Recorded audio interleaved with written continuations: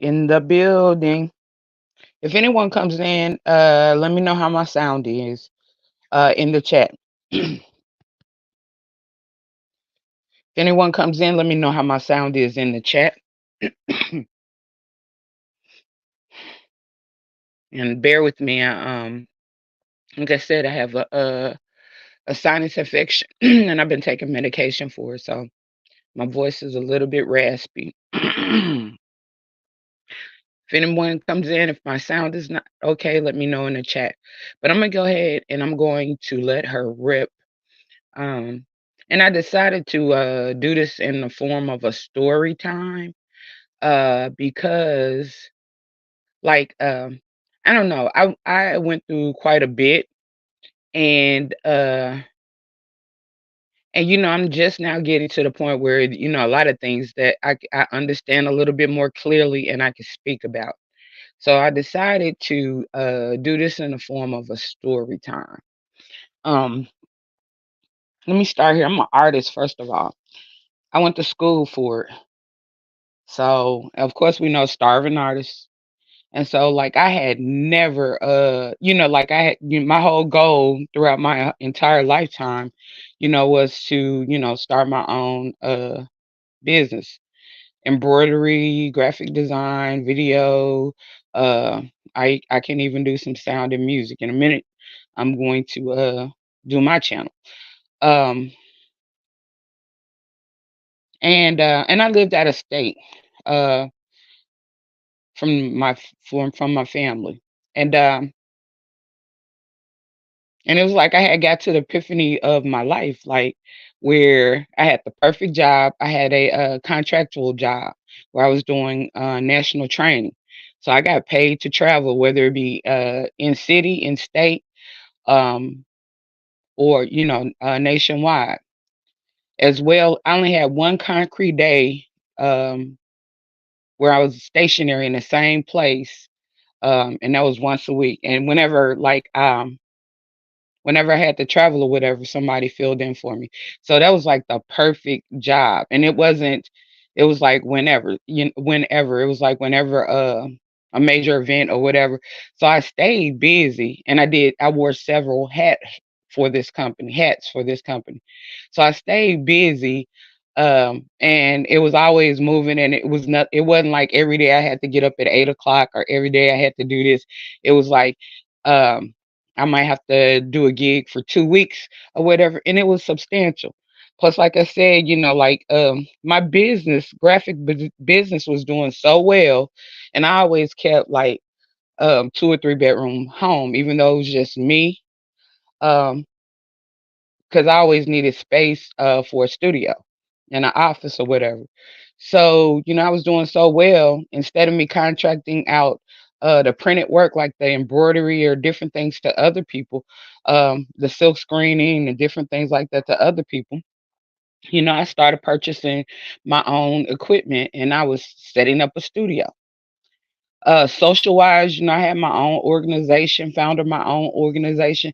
So I'm saying all of this to, sort of put y'all in the mind that, like I was really balling. I was really at a good point. I was really feeling good in my life. And then with the contract job, anytime, like every holiday or whatever, whenever my family met, I always could, take the time and come home, because a lot of times during holiday times or whatever, that's generally when, we're not so busy. Like it wasn't a lot of gigs.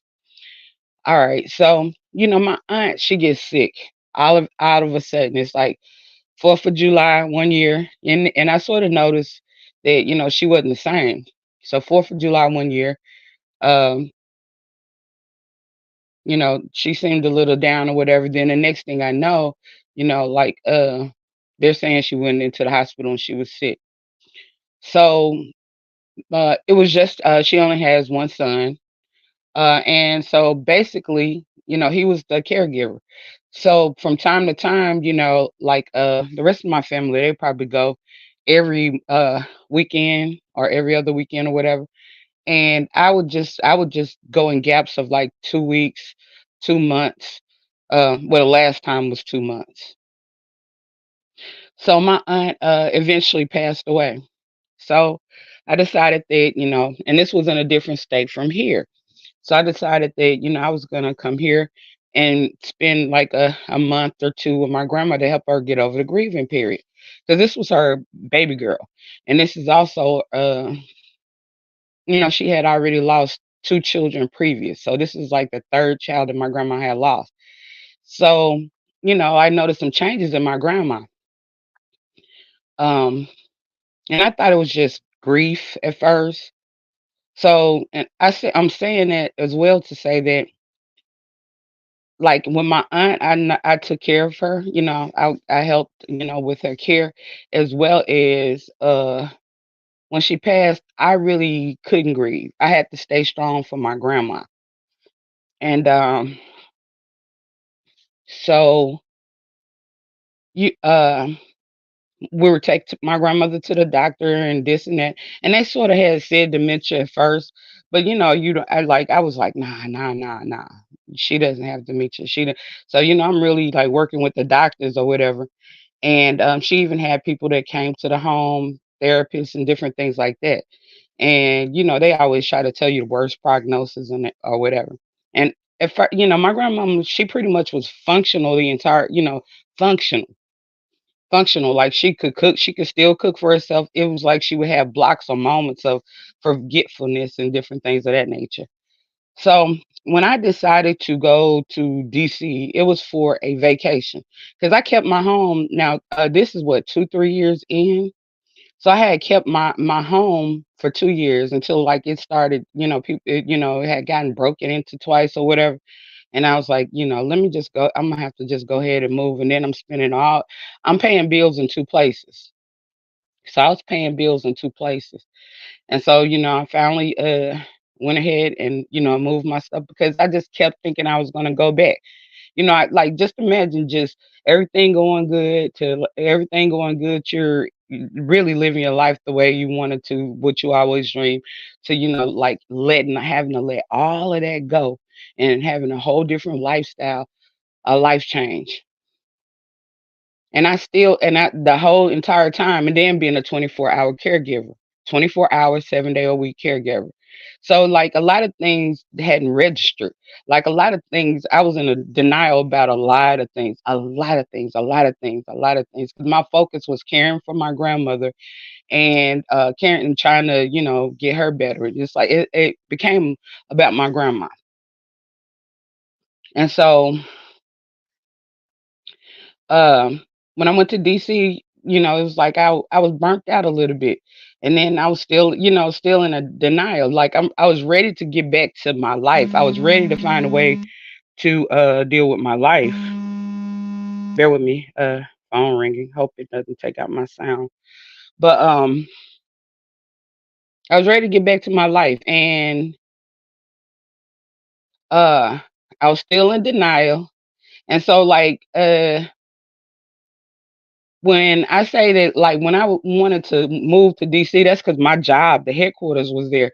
So, like, I was looking at, oh yeah, I'm gonna be able to upgrade. I'm gonna be able to, get promotions and different things of that nature. Then it's an art community because, like, the other thing, I have became a big pillar in the art community, like doing art exhibits because I paint and draw and different things of that nature. And a lot of my paintings were selling like they'd be the first ones to sell. So, like I was really, I love creating.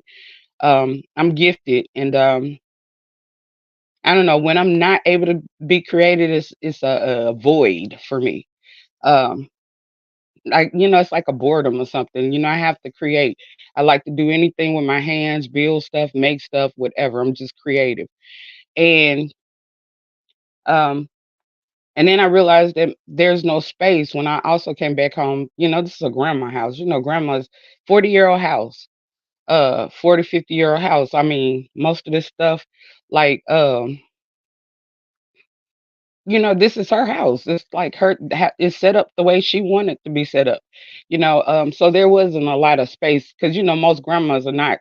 They don't have a lot of space, and So I really couldn't set up a studio here. And I was like, okay.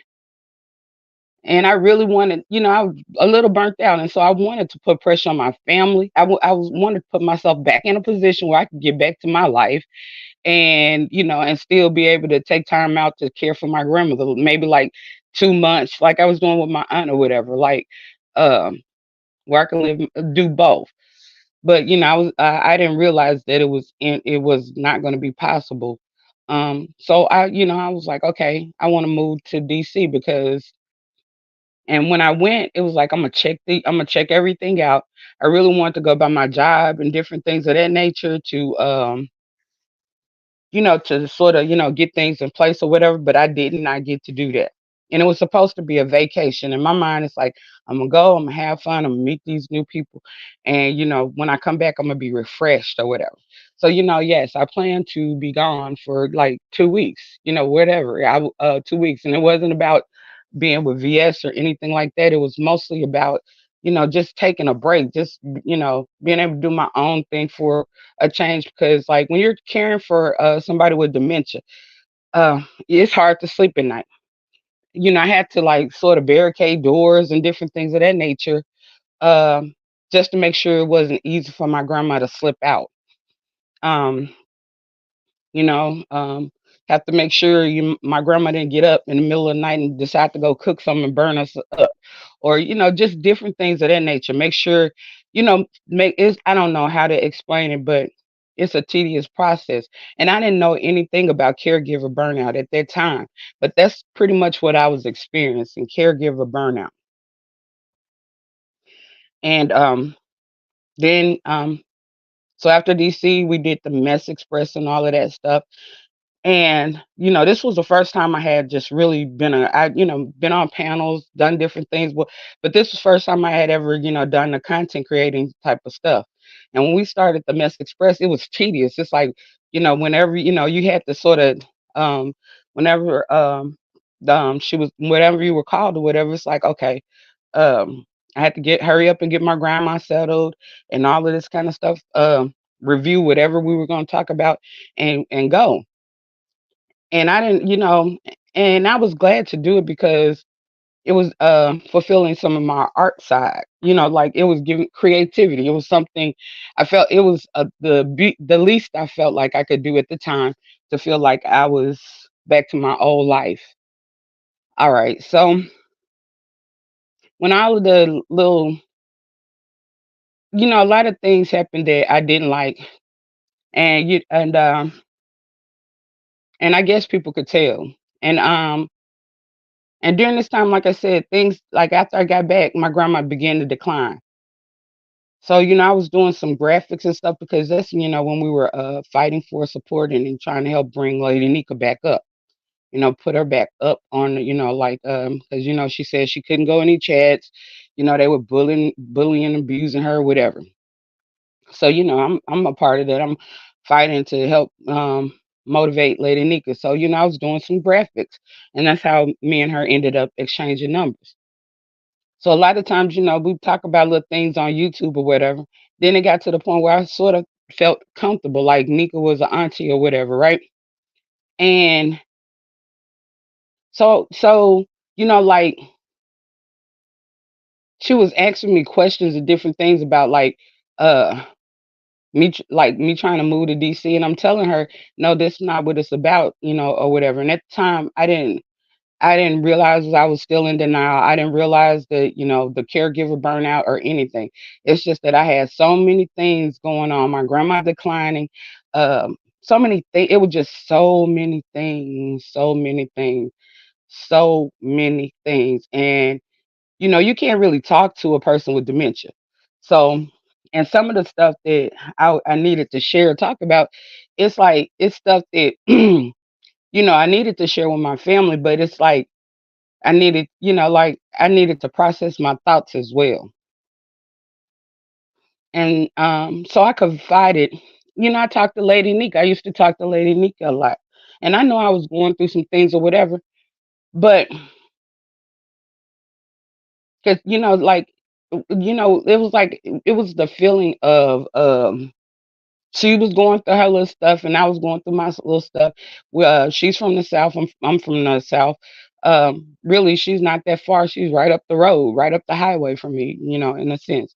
And so, like it was, like a kindred feeling.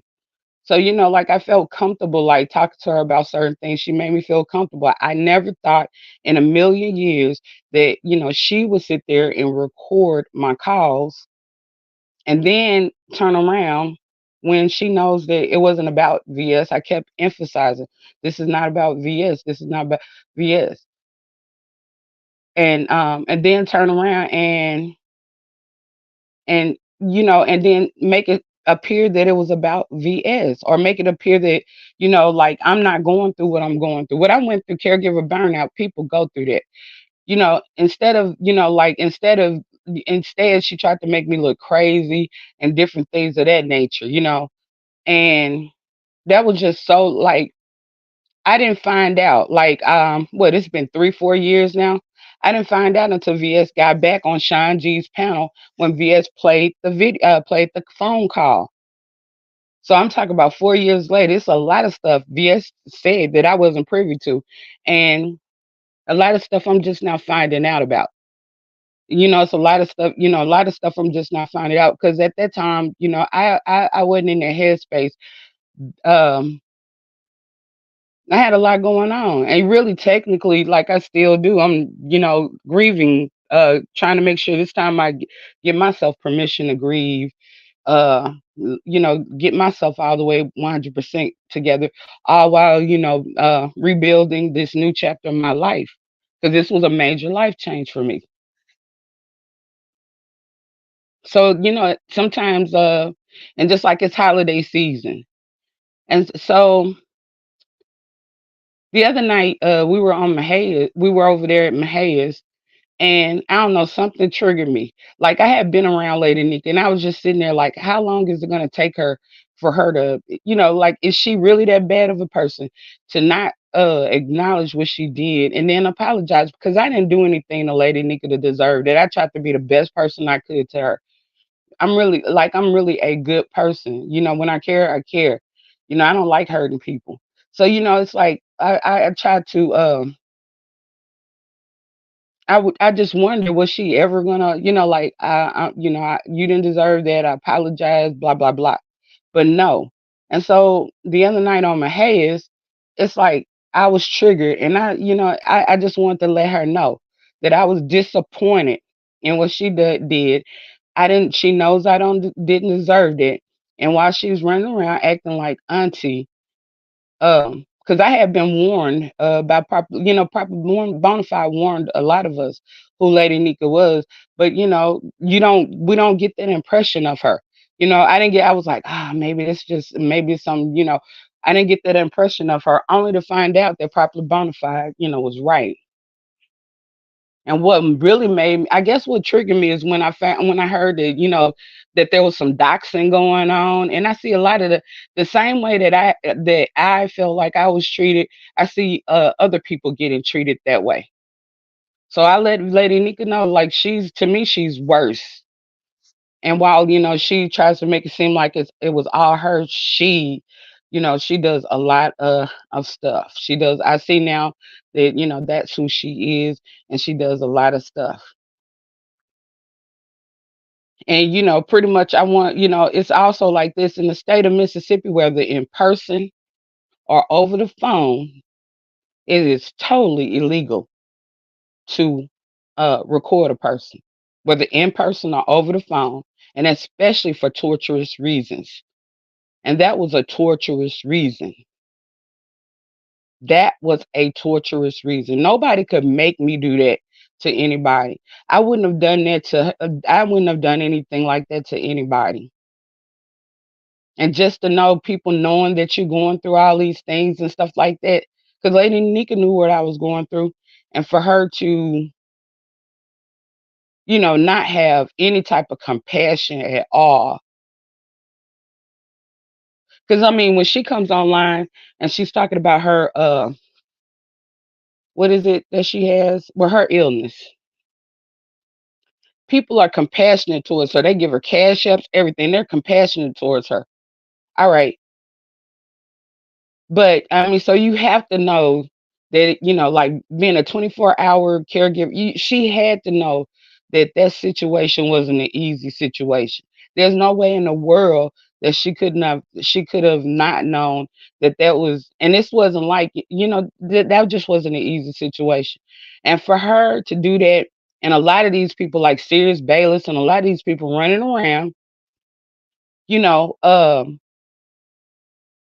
and not, like, and not carry. It trips me out. I noticed the B sector, the abuse sector, whatever. But it like trips me out. Like I've never done anything to Bayless. Me and Bayless wasn't friends.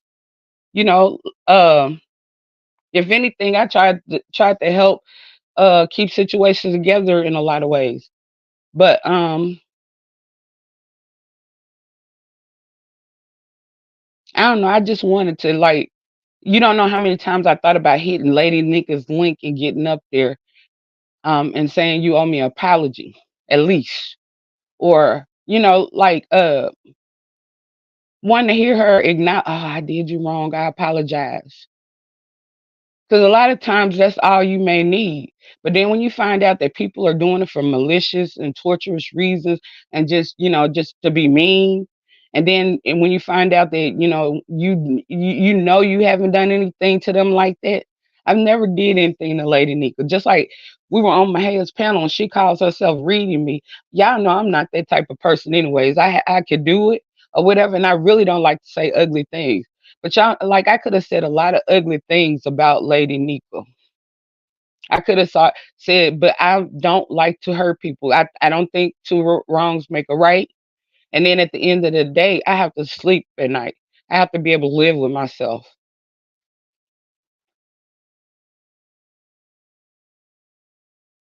So, pretty much that's the nature of this video. Because like I said, even now, like it's a lot of stuff I'm just now realizing. There's a lot of things that I'm just now able to comfortably talk about, because I mean it was a lot going on real fast. I mean that was like everything was changing so fast in my life because it had to change with the dementia. And then I don't like know if people know that when you grieving and losing someone, and and like I still have a lot of things here that I have to do. It's a lot. It's a lot. I have a lot of new responsibilities. It's a lot. And basically, I'm gonna step up to the plate type of person. So, I've been, trying to I've fallen into everything. So I don't have time to think about YouTube and different things like that all the time. But, when I do come on here to sort of try to get my mind off of things, at home, or like sometimes when I'm doing things around the house or whatever, I put on YouTube. uh I'm seeing a lot, and things are, like things are brought back to my attention. So basically that was about letting her know that I'm very disappointed. I looked at her like in an auntie like manner, and just the mere fact that, like she has no compassion or anything like that. That's why I said she's no better than anyone else. And then she's a older person. I would never do that to anybody. And that's all I want to, come on. I want to address that. I want to because I still, even though we were there, I still didn't want to, just come out and just say everything. It was just so hard that night not to like, it was hard. It was hard. It was hard. It was hard to stay within myself, even though she was sitting up there trying to just be ugly to me. And And then it was hard not to, let people know. I let her know enough, but I wasn't like really trying to snitch all over there in a whole nother sector. But yeah, you recorded my phone. You were recording me. You were recording my phone calls, and you tried to make it seem like it was something it wasn't. And I don't appreciate that, especially like during the time when I was going through so many things of that nature. And, um, I could, at that time, I guess it was just the only person I could really talk to at that time. because I had family, and we were like my family. They were grieving. My family, it's like somebody outside the family. I really, I know therapy or whatever, but I was a 24-hour caregiver. you know, I didn't like a lot of things. I didn't have a lot of time necessarily for myself. So thank y'all for listening. I'm gonna do another video because I went over there to Robert Reckley, and I noticed that these folks have moved in. It was some very ugly things going on over there. I got to go back and review because I was busy, so I didn't see the whole thing. I just noticed, and I was like, oh my god. Um, but I want to point out, I got a video set up for that to point that out. And then something else, like y'all have to be very careful about some of the things that y'all do. The other thing, yeah, people don't like y'all be careful about sending around videos and stuff like that of camera slips and different things of that nature, because some of this stuff is illegal. I'm gonna take that video off the board, but some of these things are illegal. And some things are considered revenge porn. So y'all be very careful about that. And then if you're a channel holder, be very careful about allowing somebody else to do it on your channel. Because you could get somebody else's channel taken down, and you can also get them in major trouble. So I mean, if you want to be, if you, that's what you choose to do it on your own channel. But yeah, until next time, this is QI. Let me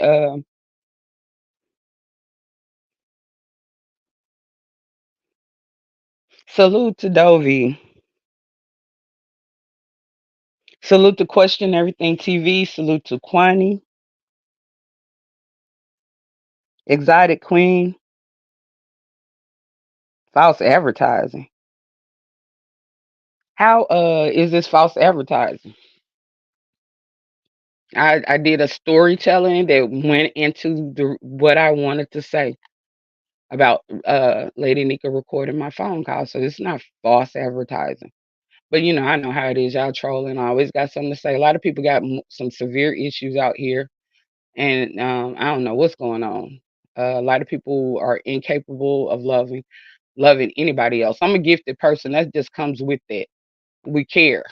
We care. Uh, but that's pretty much all I wanted to say in this video. I'm may go later live a little later um on but I think I'm gonna relax for a minute because I've been sort of busy today. Um, and until next time, thank everybody who supports me. And I'll say, y'all hit that like button too. Hit that like, get me in the analytics. I don't care about y'all running it over there. I want her to know. I heard they've been out here striking videos and stuff like this. This is not a video for any malicious reason. This is a reactionary video. Um, and that's it. And I'm out, y'all. Peace, love, and light.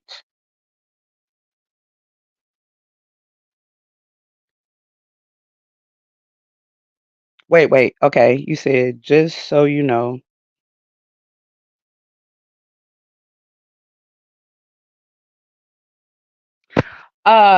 Okay, thank you for telling me that. I'm not gonna get vicious in this because I don't know how far this might go.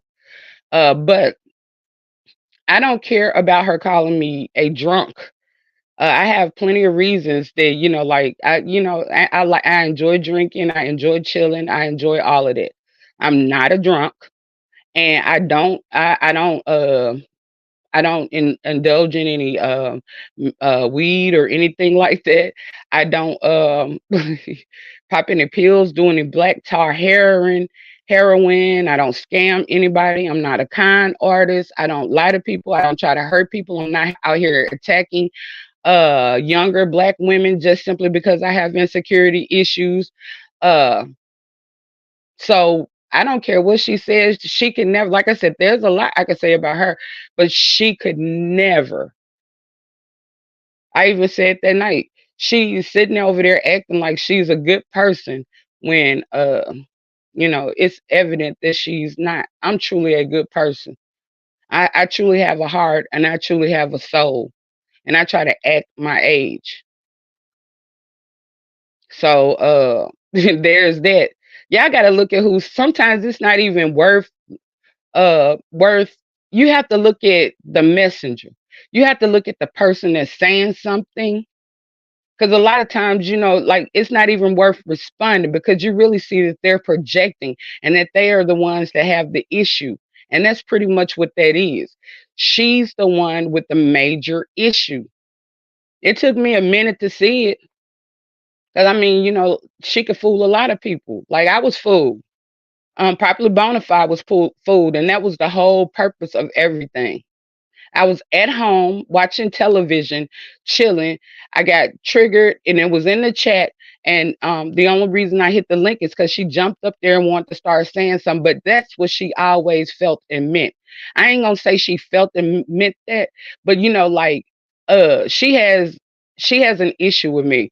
And that's my point. Like I'm now realizing a lot of those people that, I used to be try to, be cool with or whatever. A lot of them, like when you hear these people saying something about me, a lot I haven't done anything to a lot of these people. They really have issues with me, like serious bailiffs. They have issues with me that's their own internal insecure issues. It's not me. And that's why a lot of times I don't want to respond to them because their issues is their issues. And like you're not gonna make project onto me or you're not gonna make me who you are. I like me. I'm gonna be me. I'm a good soul. And that's what they don't get. Like these people want when they're miserable, they want you to be miserable too. When they're it's a form of abuse in so many words or whatever. They're abusive people and a lot of them need some severe help. They need severe therapy. They're taking their own internal issues out on everybody. And YouTube is a magnum for that because YouTube, you can be anybody you want to be. You can come on here and you can have horses and ranches. You can have horses and ranches, uh, all kinds of stuff that restaurants and all kinds of things. Some people's true history tells on themselves.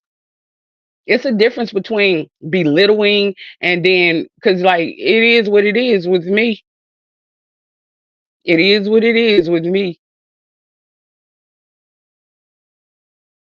And anytime somebody's out here just attacking, attacking, attacking, ask yourself why they do it.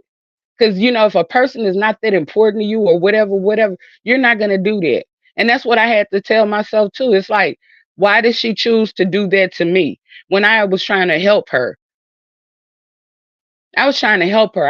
I was trying to uplift her. I was trying to motivate her. Even though I was going through things that I was going through in terms of my family, I felt badly for her. I wanted to lift her up, but you see what happens. Some a monster got lifted up, which means it's not real. It's not real.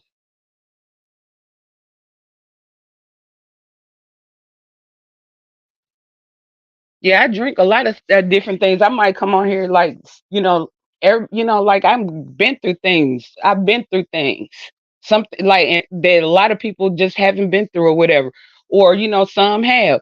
But so in a lot of ways, it should be understandable. This holiday season, there's gonna be a lot of people on who here who done lost family members and different things. They're gonna be sad. It's also like the fall. You got seasonal affective disorder where people like when it starts getting cold and you can't be as active. And that's what I'm saying about grown, mature individuals. So I like, do I be working? Nah, because they want to try to play something bad. That's like somebody reaching to make something seem bad instead of just like when she comes on there and she's sick and all of these different things. Oh, Lady Nyca, oh, Lady Nikki, and just like when she was like, I can't go in no chats. What did she say? Go to bed. I had compassion. We had compassion, but you see, she doesn't have any. You know what I'm saying? I didn't say, oh, I didn't go and like I could have brought that up. It's a lot of things that could be brought up because a lot of these new people don't know a lot of these stuff that these older people have done in the past. They sitting up there thinking that this is who Lady Nyca has always been when it's not. And we all know it. In a lot of ways, they don't want that exposed. So she can't drag me. You can't drag me based on some lies, based on me going through life changes. Based on you can't do that. I was taking care of my grandma. I was doing like nah. You can't do that. Nah, nah, nah, nah. Now, what's bad about taking care of your grandma? I sucked it up. I was 24 hours, 7 day a week caregiver. Yeah, you go through things, and that's why I told that story. So, like I said, shoot, I'm just, it's justified. I'm still getting my getting grounded back because I'm realizing I can't go back to that old life, but I can, I can bring my same goals, my same dreams into this new life, this new chapter. And I do realize it takes some time. So mm-mm, nah. uh, but like I said, I'm out though, y'all. Peace, love, and light, and I'm out. Like you gotta look at the messenger. You can't start looking at the messenger. A lot of these people be talking and they can't talk. Start looking at who's telling you stuff. Start looking at their behavior. Start looking at them.